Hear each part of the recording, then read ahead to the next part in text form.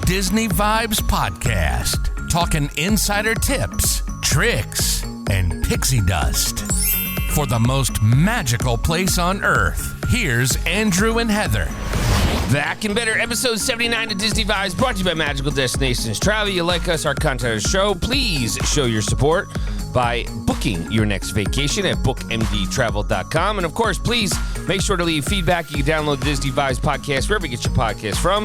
If you like our show, our content, please give a 5-star review and a rating as well. We greatly appreciate your support. Heather, how are we doing?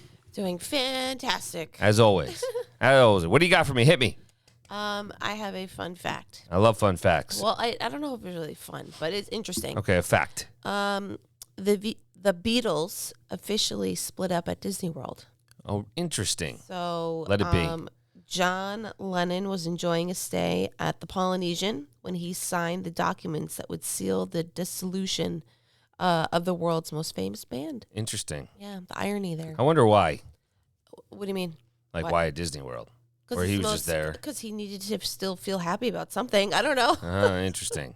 All right, so I have a fact, a fun fact, but it's probably not as accurate anymore. So fun-ish. Fun-ish.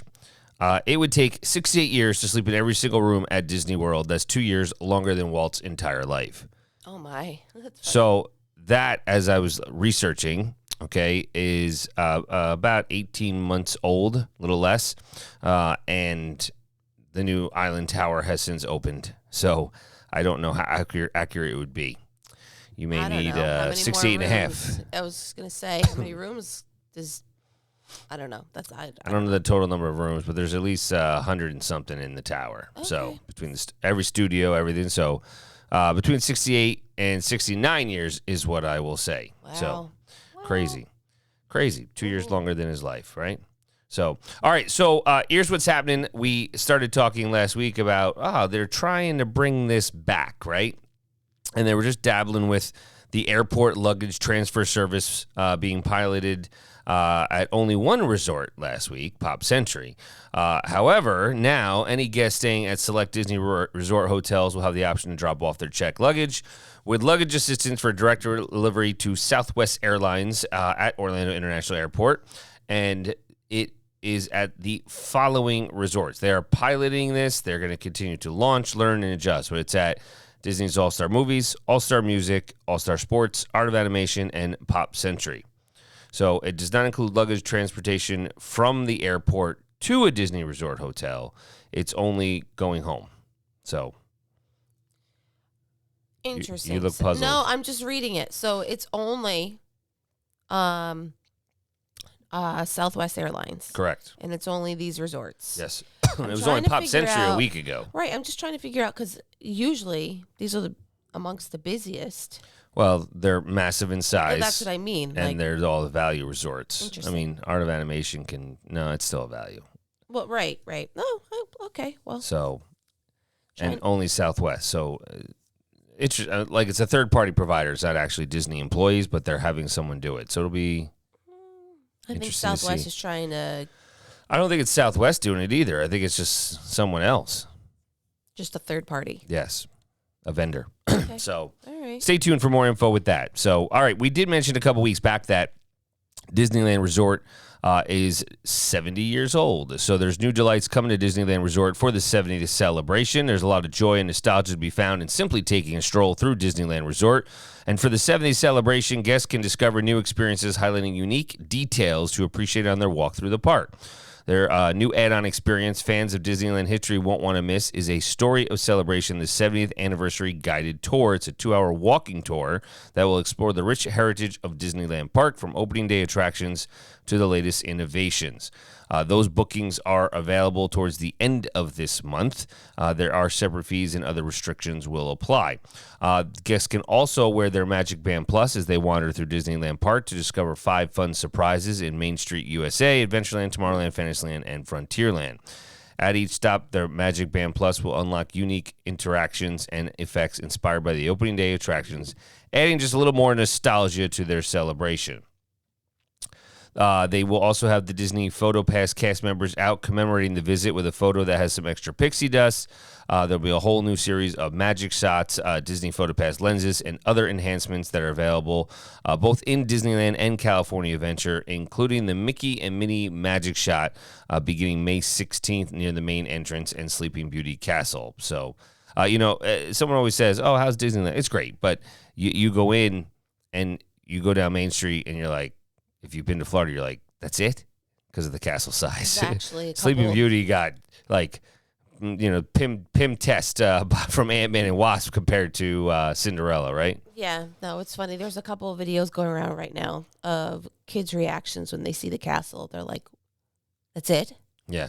It's not listen, it's still magical. Don't get us wrong. It's magical. We're not trying to downplay Disneyland. It is the OG. It's OG. You have to go. You do. It's just different feel with both parks being right there, and yeah. I think It's a Small World attraction, and like that's massive there. That's worth it to me. That is an incredible looking facade and building itself with Small World. Listen, I like Disneyland. I like how it's circular, right? You kind of just walk around through the lands, and instead of having to go left, right, straight. I just feel like it's whatever. It's more like Epcot in that way. Okay. Because remember we used to come in Frontierland and you just walk around. Mm-hmm. So, and it's right next to Downtown Disney. I think they still call it out there, yes, right? Yes. The hotel is all there. It's above the stores. So yeah, definitely one of the things to check out for Disneyland's 70th anniversary. They will have some great entertainment experiences, Paint the Night, Tapestry of Happiness, World of Color, Happiness, Wondrous Journeys, and synchronized vibrations and glittering lights will be happening throughout, including using the Magic Band Plus for that. There are special designs for the 70th Plus celebration. And lastly, they do have a World of Color Happiness. You get to vote for an inside-out emotion to get a special spotlight in the show each night through the app. So you only get one vote, but you can have envy, sadness, anger, and disgust. So trying to tie in some fan fun stuff. Any other thoughts? You're deep in thought again. I am. I just with the emotions. Maybe anger. It would be interesting. You're gonna be angry at Disneyland. Well, no, I'm just saying. But you know what? See how they didn't have joy at all. Everybody would have joy. Probably. Well, that's what I'm saying. So we have envy, sadness, anger, and disgust. Interesting. Yeah. So check out. You could always reach out to an agent to help you get a booking at Disneyland to celebrate the 70th. It is for the next 18 months or so, we said. So, so Disney Cruise Line, I want to touch base upon Disney Cruise Line real quick. There's a new Tower Suite and updated spaces coming to the Disney Fantasy. So exciting updates are coming to the Fantasy later this year. Beginning in December, guests aboard the Disney Fantasy can enjoy new and updated spaces, including a new Tower Suite, poolside tacos and bowls at Ramon's Cantina, updated concierge lounge, and much, much more. So there's a concierge Fantasy Tower Suite, which the Fantasy will be the latest ship to debut in all-new Tower Suite. Guests can experience the pinnacle of luxury in a 2-story suite perched high above the upper decks in the ship's forward funnel. The signature red funnel has been transformed into a one-of-a-kind penthouse at sea featuring decor inspired by the 1940 Disney classic Fantasia and its beloved scene, The Sorcerer's Apprentice. The 2,030-square-foot Tower Suite sleeps up to 8 guests in 2 main bedrooms, a library with queen-size wall bed, and children's room with bunks. There are also 4.5 bathrooms, a large 2-story living area, pantry and wet bar, walk-in closets, and more. The new Fantasy Tower Suite is a Category 1A. If you previously booked a Category 1A, you can notice that it changed to 1B, whichever. That's not important for you guys.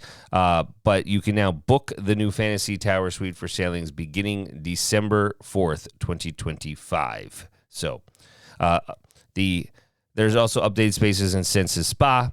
There's an ethereal concierge lounge inspired by Hercules, and the Edge is relocating to Deck 5 with new fun features. That was the teen club, right? No, Vibe. Tween.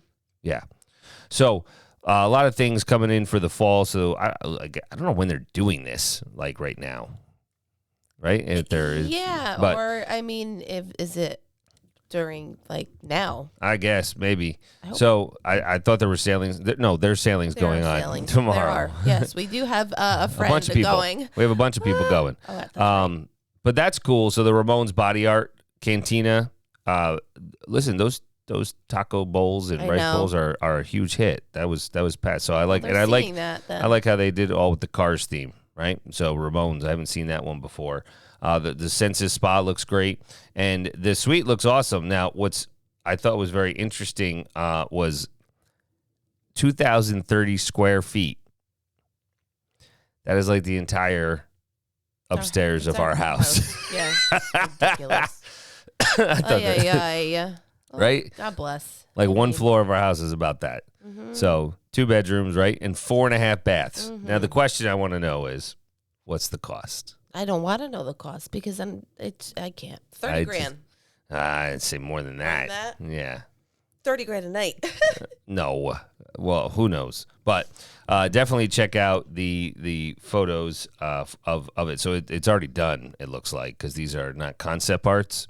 Definitely something to check out in general. Maybe they're moving that way with all of it. So I'm going to bounce around a little bit on the notes. I want to go to the celebrity chef steakhouse that's coming to Disney World. Oh, hey now. It's a Michael Mina restaurant, Bourbon Steak.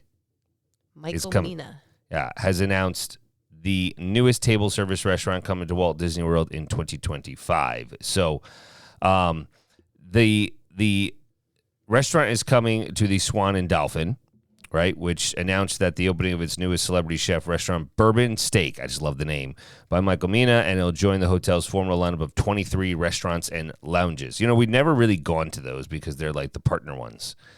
But, Right. you know, it's interesting. So, and they're also involved in a $275 million renovation with guest rooms and other stuff. But the Michael Mina Steakhouse, did you see some of the food? It's going to showcase 3 primary elements of the chef's culinary philosophy: product, technique, and presentation.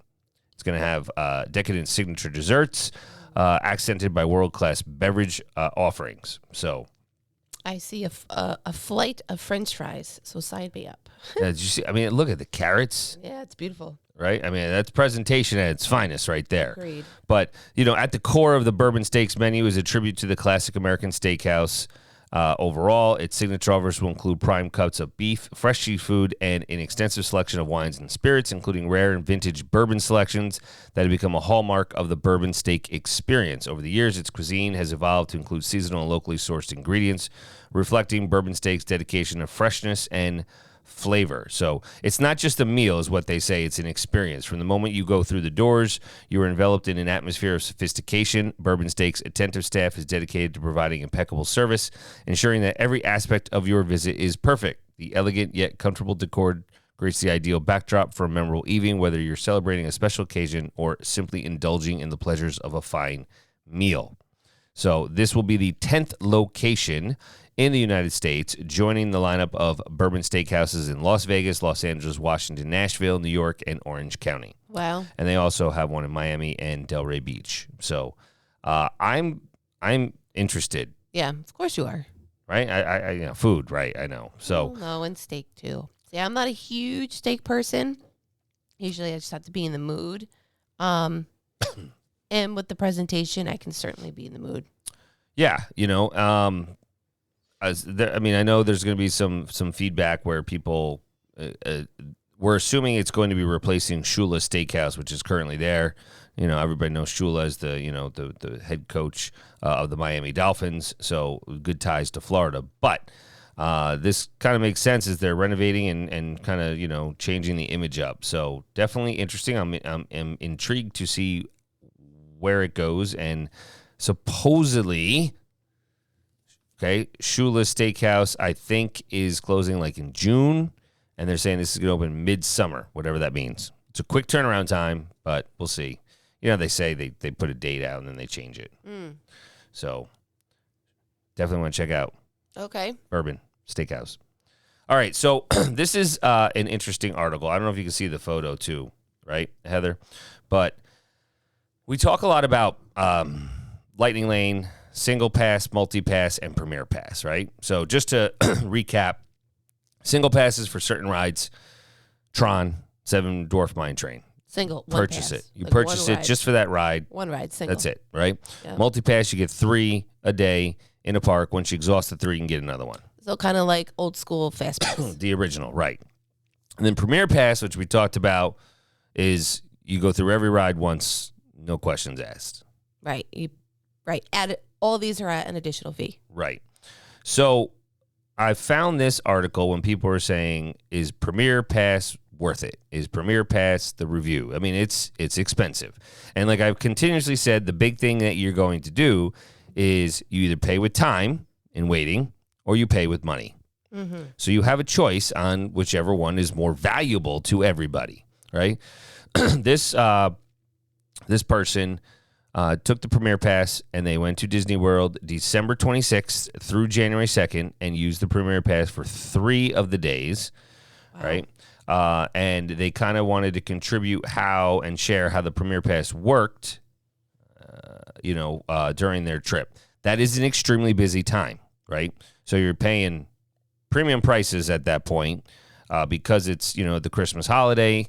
And, is it useful during the busiest time? So there was it was a good kind of test for these people. So it's data driven in that regard. So there's 3 of us in the party and some days there were 2 of them and they captured the data of what they would do. Right. So Premier Pass and multi-single pass on Sunday, when they went December 29th. So they did right there. They did 3 parks, 15 rides, waited 138 minutes, saved 857 minutes, and 25,000, almost 26,000 steps. What do you think? I'm still processing. Hold on. It takes a while. Well, because I'm starting from the top. Okay. Right? So we can kind of go through. I mean, Yeah. No, I think you should. I mean, this is really a great piece of data here. so let me give I have I'll do the summary later. Fine.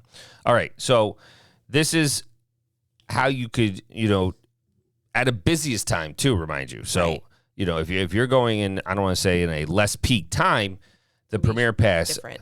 Right. So this is what they did. So the first day, let's see, the morning they used multi-single pass and Premier Pass. So their friend joined them.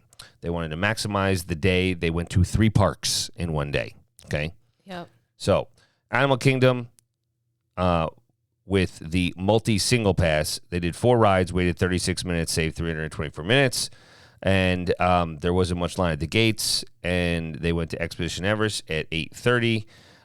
It was a wait time of 35 minutes. They waited 3 minutes is what they did. So they saved 32 minutes there. Right. They booked Tower of Terror for 7:30.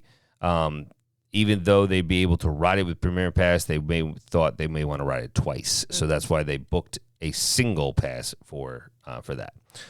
Kilimanjaro Safaris, 8:50, posted wait time 30 minutes. They waited 10 minutes. They booked Rock and Roller Coaster for 6:30. They thought they may want to ride it twice. By 9:30 a.m., the park felt packed. So that's, excuse me. So that's the key, is their rope dropping, right? So, and then Safari was posted 90 minutes and Flight of Passage at 1:65 by 9:30 a.m. Navi River Journey, 10 a.m., posted wait time of 110 minutes. They waited 3 minutes. So sometimes these posted wait times could be wildly inaccurate, right? Avatar Flight of Passage was 10:15. They posted wait of 185 minutes. They waited 2 minutes to the merge point and then 18 more minutes to the ride. So about 20. They had lunch, and then they went to Hollywood. Hollywood Studio, they booked 10 days in advance through Premier Pass. They did 7 rides, waited 82 minutes total, and saved 448 minutes if they did not have the Premier Pass. So Mickey Minnie's Runaway Rail, 107, they got jumped on it. There was a posted wait of 100 minutes. They waited 4 minutes to the pre-show, 7 minutes more to the ride, saving 89 minutes. Tower of Terror, 140, wait time 80 minutes. They waited 13 minutes. Rock and Roller Coaster, there was a posted wait time of 90 minutes. They waited 11. Star Tours, posted wait time of 40 minutes. They waited 10. They had drinks at Olga's Cantina, and then it was starting to rain, but they did get out of Olga's. They went to Rise of the Resistance. There was a posted wait time of 150 minutes. They waited 2 minutes to the pre-show, 9 minutes more to the ride, which to me, the pre-show, I'm in the ride kind of, right? Like, 'cause I'm already in the experience, so that's okay. That doesn't bother me that there's 9 minutes more to the ride. So, Alien Swirling Saucers, wait time of 40, they waited 13. Midway Mania, Toy Story, wait time 65, they waited 13. They said that they thought the ride went down during that time because the line wasn't moving. So, and then they were going to ride Slinky, but it was closed to rain, so they didn't get to ride that. So that's the only challenge. So they went to dinner, and, then from there in the evening, they went to the Magic Kingdom with Multipass. So they booked that same day during dinner. So remember, they started with multi-single pass and, Premier Pass this day. Are you following? No, I am. Okay. So they did multi-single pass in the morning with Animal Kingdom, Premier Pass at Hollywood Studios, and then went back to the multi-single pass, just multi-pass at Magic Kingdom. They waited a total of 20 minutes and went on 4 rides. They said the park felt empty compared to Animal Kingdom and Hollywood Studios because they experienced inclement weather. Sure. Tiana's Bayou Adventure, 9:05. It was virtual queue at that time. It was a wait of 60 minutes. They waited 10. Pirates, they waited 5. And Space Mountain, posted wait of 35 minutes. They waited 5 minutes. They went to the People Mover. There was standby, no wait. And then they exited the park for the day. So that was one day. You want me to keep going? No, I mean, I don't think you have to go through every one. I mean, because they do a total, they list every single thing. But if you go it was great. I mean, you talk about, God bless this person for actually, time stamping and doing, it was super impressive that they did that. The next day, just to give you a heads up, they did Magic Kingdom Premier Pass. They booked it 11 days in advance. I'll give you the summary. 15 rides. They waited only 108 minutes, right? And they did almost 15,000 steps. And then the last day, they did Epcot, Premier Pass, and Multi-Single Pass. They booked 12 days in advance, which means they were just staying on property, right? And for Epcot, I just lost it. There's 9 rides. Yep, 9 rides. Waited 96 minutes, 23.3 thousand steps, saved 684 minutes, right? So the summary, that was the big thing that, kind of just wanted to review. For 3 days, the rides with Premier Pass, 27. Rides with Multi-Single Pass, 10. Rides with Standby, 2. Total rides, 39. Average wait time, 9 minutes. 9 minutes. The average posted wait time was 70 minutes. So they saved approximately an hour per ride. Right. The shortest waits, of course, were the People Mover, Mad Tea Party, Everest, Navi, Jungle Cruise, which shocking, and Spaceship Earth. Longest waits, Guardians, Flight of Passage, Haunted Mansion, Tron, and Soarin'. The shortest time saved, Pirates was 5 minutes, Mad Tea 30, Mermaid 16, Safari, and the largest was Remy. They saved 170 minutes, Flight of Passage 165, Frozen 159, Tron 125. So they waited a total in 3 days for 5.7 hours. And the total time they saved, according to the posted wait times, was 2,368 minutes or 39 and a half hours. That's a full week of work, pretty much. Wow. So the total cost for all of their passes, now that's what everybody was saying. Well, what did it cost to save this time? $2,860, which is not cheap. And then he broke it down into or whoever it is, broke it down cost per minute saved. So $1.21. Yeah, $1.21 per minute saved. So again, here's the thing. You pay with time or you pay with money. Sure. And these are some subjective thoughts. The cost was worth it for them. Would they go to Disney World again between Christmas and New Year's if they got the Premier Pass? Absolutely. Will we go with just multi-pass? Probably. Would we go with no Lightning Lane at all? No. Will we get the Premier Pass for a trip during a less crowded time for a party of 2 or 3 or whatever it may be, probably because being able to tour the parks in an efficient order, a circle like I was just talking about, and being able to ride every ride in a day is not something that you're easily able to achieve with the regular multi-pass, which is like Fast Pass Plus, Genie Plus, and now multi-pass, right? And then the Premier Pass with a bigger group, no. At that point, look at a VIP tour, they would say, you know?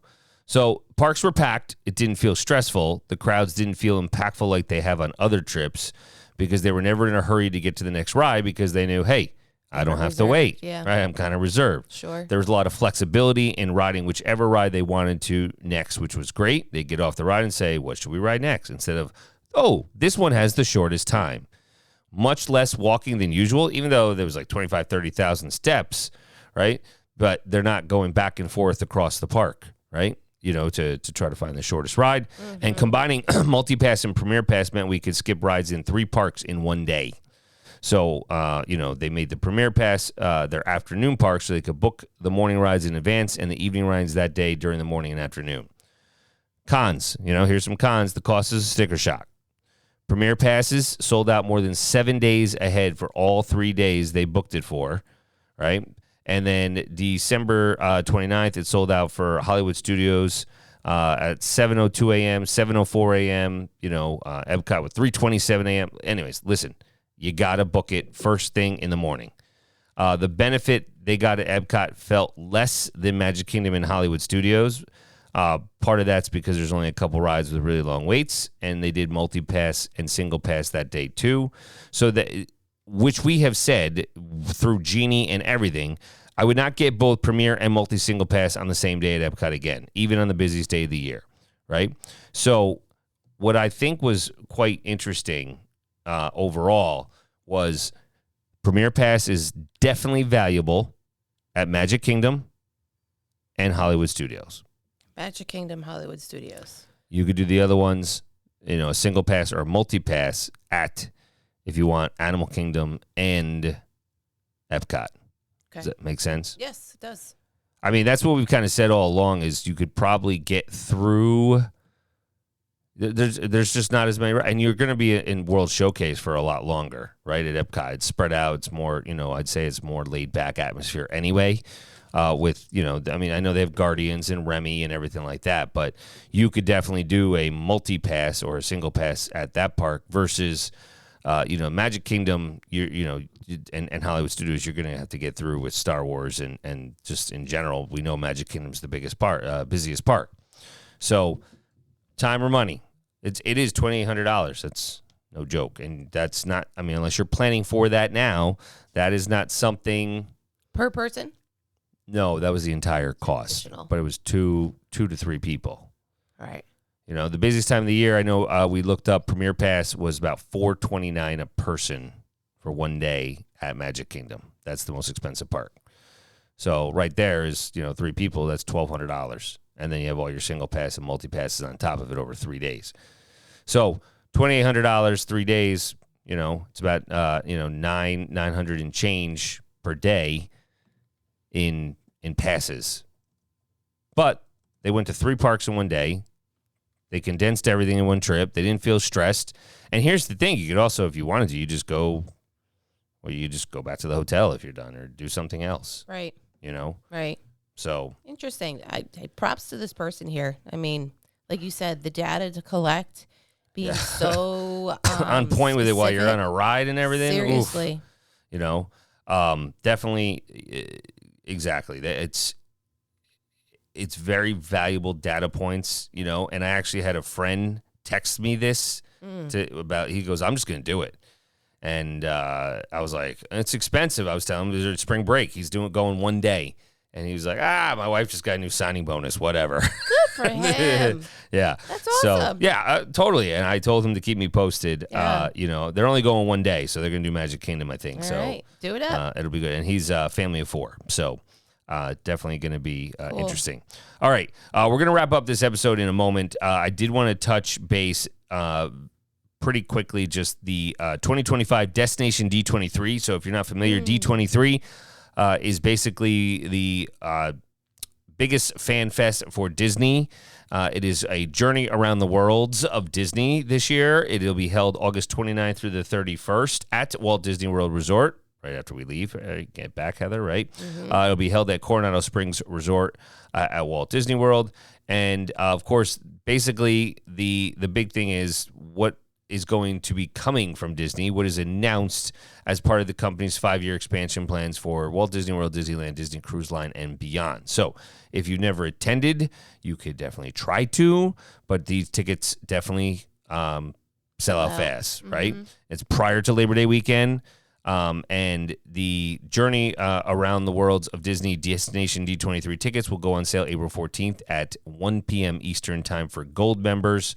And then the biggest thing is it's taking place in Orlando this year versus it's been on the West Coast recently. So definitely want to just, they have a whole schedule with all the tickets and presentations and everything like that. They have an 80s, 90s celebration in concert.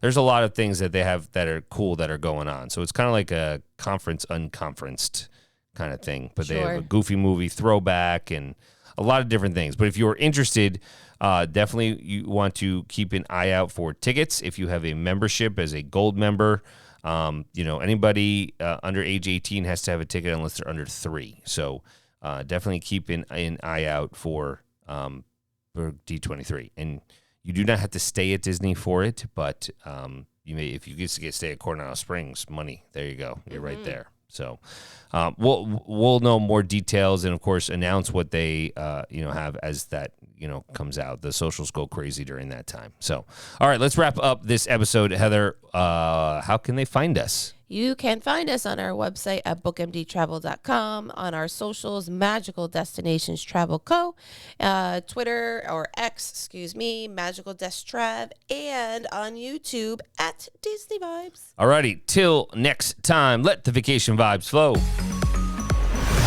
Find Disney Vibes for all your vacation needs on the web at bookmdtravel.com.